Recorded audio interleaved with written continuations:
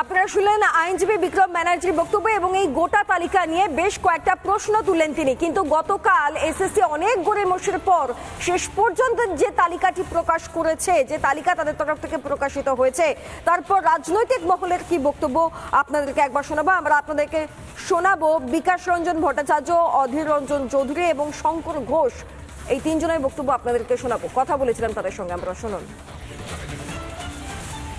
যতটুকু আমরা মোটামুটি খসড়া হিসেব করেছি ৬,০০০-এর ওপর।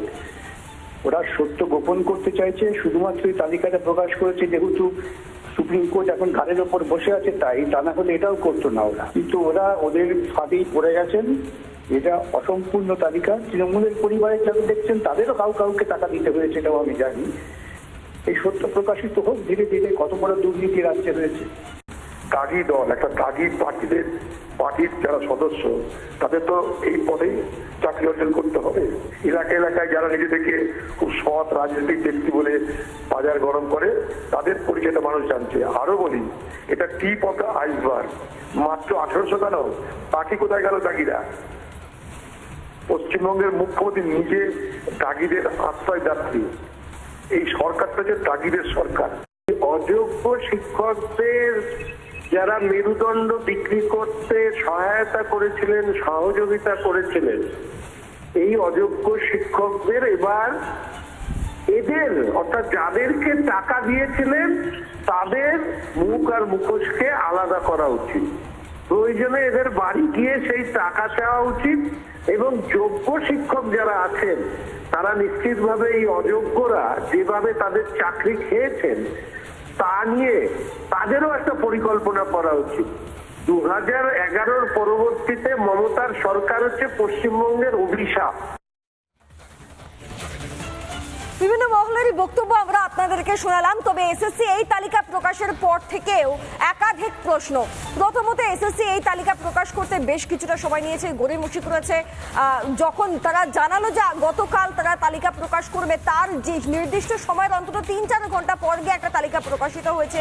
সেই তালিকা আবার কোন সাবজেক্ট এবং কোন স্কুলের যাদের নাম বাইরে এসেছে, যে রোল নাম্বারগুলো বাইরে এসেছে, তারা কোন স্কুল কোন সাবজেক্ট, তার কোনো বিস্তারিত তথ্য নেই।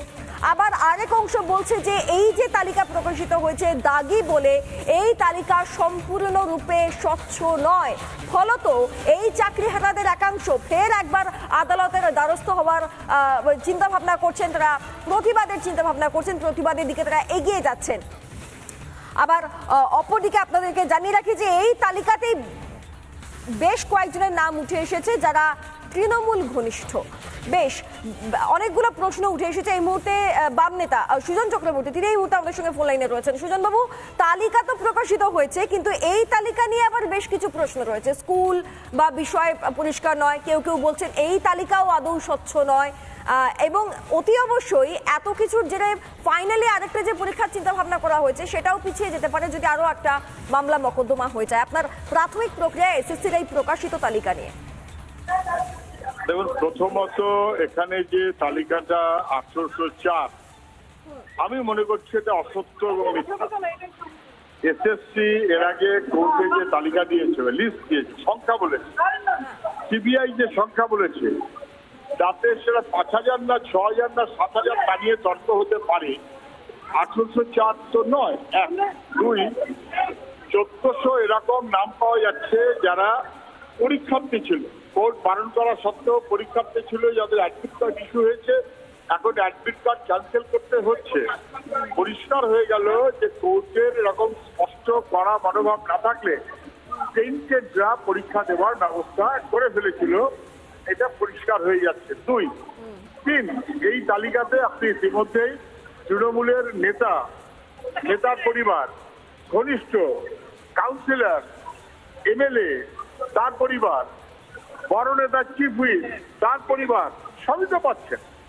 আমি আবারও বলছি, যত লোক যোগ্য তাদের চাকরি নিশ্চিত করাটা যেমন জরুরি, তাকে নষ্ট করে দিচ্ছে চুরির চাকরি।